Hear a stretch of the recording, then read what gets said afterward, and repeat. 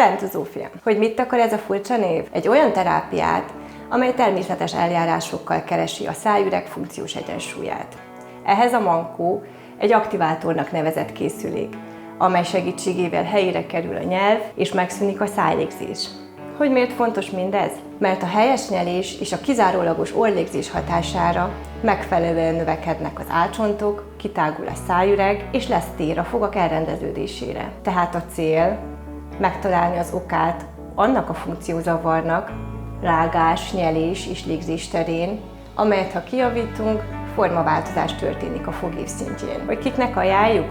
Íme egy pár indikáció a teljesség igénye nélkül. Szájlégzés, horkolás, alvás és figyelemzavarok, visszatérő felső légúti panaszok, krónikus fül- és mandulagyulladások, cumizás, újszopás leszoktatására, nyelvlökéses nyelésnél, beszédzavaroknál, fogtorlódásoknál, harapási diszharmóniáknál, csikorgatásnál, préselésnél, krónikus állkapocsizületi, fej, nyak, váll, hát, csípő, térd és bokafájdalmaknál. És nem utolsó sorban a klasszikus fogszabályozás prevenciójaként. A dentozófia gyerekeknél és felnőtteknél egyaránt alkalmazható, saját ritmusban történő, szelíd, de hatásos terápia, amely segítségével visszaállítjuk a szájüreg és ezáltal a teljes test egyensúlyi állapotát.